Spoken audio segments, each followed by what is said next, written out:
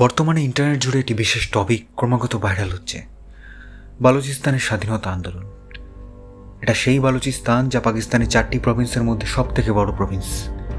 এই বালুচরাই তাদের উপর পাকিস্তানের করা অন্যায় অবহেলার বিপক্ষে গর্জে উঠেছে।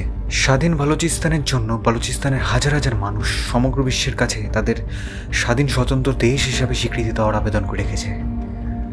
বালুচিস্তানের জাতীয়তাবাদী নেতারা একটা ফ্রি স্টেট হিসেবে নিজেদের ঘোষণা দিয়েছে। বালুচ সাহিত্যিক তথা নেতা মীর ইয়ার বালুচ এক্স হ্যান্ডেলে লিখেছেন যে তারা পাকিস্তানের থেকে স্বাধীনতা ঘোষণা করেছে এবং পাকিস্তানের পতন আসন্ন। এবং তিনি আরও বলেছেন যে নয়াদিল্লিতে বালুচিস্তান সরকারি অফিস এবং দূতাবাস খোলার অনুমতি দেওয়ার জন্য ভারতের কাছে অনুরোধ করেছেন। তারা রাষ্ট্রসংঘকে রিপাবলিক অফ বালুচিস্তানের স্বাধীনতা স্বীকৃতির জন্য আবেদন করেছেন।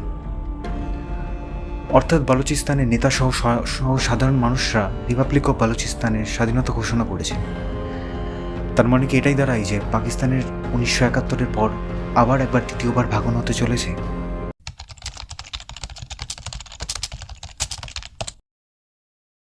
বালুচিস্তান ভৌগোলিকভাবে পাকিস্তানের বৃহত্তম প্রদেশ, কিন্তু অর্থনৈতিক এবং সামাজিকভাবে এটি সবচেয়ে পিছিয়ে পড়া অঞ্চল। এর ইতিহাস কয়েক হাজার বছরের পুরনো, কিন্তু আধুনিককালে এর ভাগ্য নির্ধারিত হয় 1947 সালের ব্রিটিশ শাসনের অবসানের সময়। তার আগে বালুচিস্তান কয়েকটি দেশীয় রাজ্য এবং ব্রিটিশ শাসিত অঞ্চলের সমন্বয়ে গঠিত ছিল। এর মধ্যে কালাতের খানাত প্রধান ছিল, অন্যতম প্রধান। ব্রিটিশ ঔপনিবেশিক যুগে কালাতের খানাত একটি আধা স্বাধীন রাজকীয় রাজ্য ছিল। যদিও ব্রিটিশরা চুক্তি এবং সামরিক শক্তি উপস্থিতির মাধ্যমে প্রভাব বিস্তার করেছিল, তবু কালাতের খানাত নির্দিষ্ট মাত্রার স্বায়ত্তশাসন বজায় রেখেছিল। 1839 সালের কালাত চুক্তি এবং 1876 সালে মাস্তুম চুক্তির মতো গুরুত্বপূর্ণ ঘটনাগুলি ব্রিটিশদের নিয়ন্ত্রণ আরও বাড়িয়ে দেয়। ব্রিটিশরা এই অঞ্চলের কৌশলগত অবস্থান এবং সম্পদের প্রতি আগ্রহী ছিল। 1947 সালের ব্রিটিশ বিদায়ের পর কালাতের খান প্রাথমিকভাবে স্বাধীনতা চেয়েছিল, তবে তার কয়েক মাস পর 1948 সালে চাপের মুখে কালাতের খানাতকে পাকিস্তানের সাথে যুক্ত করা হয়। 11ই আগস্ট 1947 সাল স্ট্যান্ডস্টিল অ্যাগ্রিমেন্টে সই করলেন কালাতের খান। এরপর 1948 সালের 27শে মার্চ পাকিস্তানি গভর্নমেন্ট এর চাপে, অন্যায়পূর্বক চাপে, ইনস্ট্রুমেন্ট অফ অ্যাক্সেশনে সই করতে বাধ্য হলেন কালাতের খান। ফলে বেলুচিস্তান তাদের জনগণের অনিচ্ছা সত্ত্বেও পাকিস্তানের অংশে পরিণত হল। 1948 সালে পাকিস্তান তার সামরিক শক্তি ব্যবহার করে অন্যায়ভাবে বালুচিস্তান অধিকার করে। বেলুচ জাতীয়তাবাদীরা এই পদক্ষেপকে জোরপূর্বক সংযুক্তি হিসাবে দেখে এবং বালুচিস্তানের সাধারণ মানুষ এই পরাধীনতা কখনোই মেনে নেয়নি। ফলে 1948 সাল থেকে 1950 সাল পর্যন্ত প্রথম বালুচ বিদ্রোহ শুরু হয়। পাকিস্তানের অংশ হওয়ার পর থেকেই বালুচিস্তান মানুষ অনুভব করে আসছে যে তাদের প্রতি অবিচার করা হচ্ছে। অর্থনৈতিকভাবে শোষণের অন্যতম কারণ। গ্যাস, সোনা, তামা এবং ইউরেনিয়ামের মতো প্রাকৃতিক সম্পদে সমৃদ্ধ হওয়া সত্ত্বেও বালুচিস্তান পাকিস্তানের সবথেকে অনুন্নত এবং দরিদ্রতম প্রভিন্স। বালুচরা অভিযোগ করে আসছে তাদের সম্পদ লুট করা হচ্ছে, কিন্তু বালুচিস্তানের জনগণের উন্নয়নে তা ব্যবহার করছে না পাকিস্তান গভর্নমেন্ট। বিশেষ করে চীন পাকিস্তান অর্থনৈতিক করিডোর সিপেক প্রকল্প নিয়ে তাদের গভীর অসন্তোষ রয়েছে, কারণ তাদের মতে পাকিস্তানের গভর্নমেন্ট এতে করে তাদের অর্থনৈতিক অবস্থার উন্নতির ভাওতাবাজি দিলেও এটা বেলুচিস্তানের জনগণের প্রাকৃতিক সম্পদকে আরও বেশি শোষণের পথগুলি খুলে দিয়েছে। কিন্তু স্থানীয় মানুষ এর সুফল পাচ্ছে না, আর না পাচ্ছে কাজের সুযোগ। রাজনৈতিক বঞ্চনা ও স্বাধীনতা আকাঙ্ক্ষার একটি বড় কারণ। বালুচরা মনে করে যে পাকিস্তান গভর্নমেন্ট তাদের রাজনৈতিক অধিকার থেকে বঞ্চিত করেছে এবং তাদের কণ্ঠস্বরকে দমন করা হচ্ছে। সামরিক দমনপীড়ন, গুম, মানবাধিকার লঙ্ঘনের ঘটনা পরিস্থিতিকে আরও জটিল করে তুলেছে। বালুচ নেতাদের অভিযোগ যে হাজার হাজার বেলুচ কর্মী এবং সাধারণ নাগরিক গুম হয়েছে, যাদের খোঁজ আর মেলেনি। এইসব অবিচার এবং বঞ্চনার প্রতিবাদ থেকেই জন্ম নিয়েছে সশস্ত্র প্রতিরোধ আন্দোলন বেলুচ লিবারেশন আর্মি বা BLA। বালুচ লিবারেশন আর্মি তেমনই একটি সংগঠন যারা পাকিস্তানের শাসন থেকে বেলুচিস্তানের স্বাধীনতার জন্য লড়াই করে চলেছে।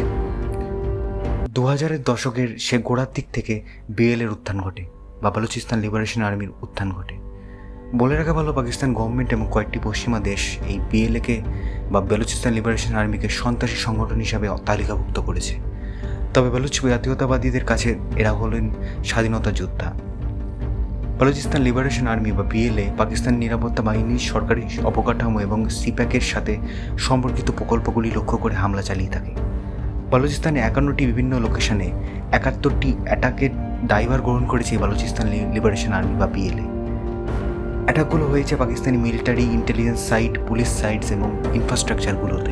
তবে শুধু বালুচিস্তান লিবারেশন আর্মি বা বালুচ নেতারাই নয়, বালুচিস্তানের মানুষরাও পাকিস্তানের গভর্নমেন্টের দ্বারা বালুচিস্তানের সাধারণ মানুষদের প্রতি করা অন্যায়ের বিরুদ্ধে লড়াই করছে।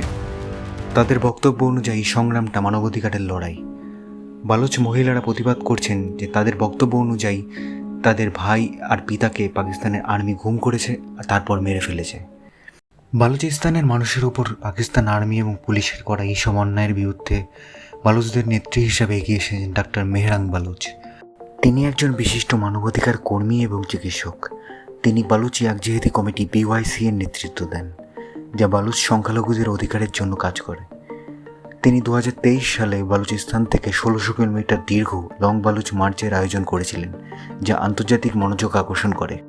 বেশ কয়েকজন বালুচ নেতা স্বাধীনতার পক্ষে কথা বলেন এবং প্রায় আন্তর্জাতিক সোশ্যাল মিডিয়া প্ল্যাটফর্ম ব্যবহার করে তাদের দাবিগুলো তুলে ধরতে। মেরিয়ার বালুচ তেমনই একজন ব্যক্তিত্ব যিনি বালুচিস্তানের সাধারণ মানুষের পক্ষে কথা বলেন এবং স্বাধীনতার আকাঙ্ক্ষাতে সোচ্চার। তাদের সেই বক্তব্যে তারা ঐতিহাসিক বঞ্চনা, সম্পদের শোষণ এবং মানবাধিকার লঙ্ঘনের বিষয়গুলি তুলে ধরেন। তারা আন্তর্জাতিক সমর্থন এবং পাকিস্তান নিরাপত্তা বাহিনীর প্রত্যাহারের দাবি জানান বালুচিস্তান থেকে এই সোশ্যাল মিডিয়া প্ল্যাটফর্মের মাধ্যমে। এই ধরনের দাবিগুলো বালুচিস্তানের স্বাধীনতার আকাঙ্ক্ষাকে যে একটি নির্দিষ্ট গোষ্ঠীতে সীমাবদ্ধ নয় তা ফুটিয়ে তোলে। বালুচিস্তানের ভূকৌশলগত অবস্থান এবং বিপুল পরিমাণ প্রাকৃতিক সম্পদ এই সংঘাতপূর্ণ পরিস্থিতিকে আরও জটিল করে তুলেছে। পাকিস্তান কোনোভাবেই গুরুত্বপূর্ণ সম্পদশালী প্রদেশটিকে হাতছাড়া করতে চায় না। অন্যদিকে বালুচিস্তানের জনগণ এবং নেতানেত্রীরা তাদের অধিকার এবং স্বাধীনতার লড়াইয়ের জন্য দৃঢ় প্রতিজ্ঞ।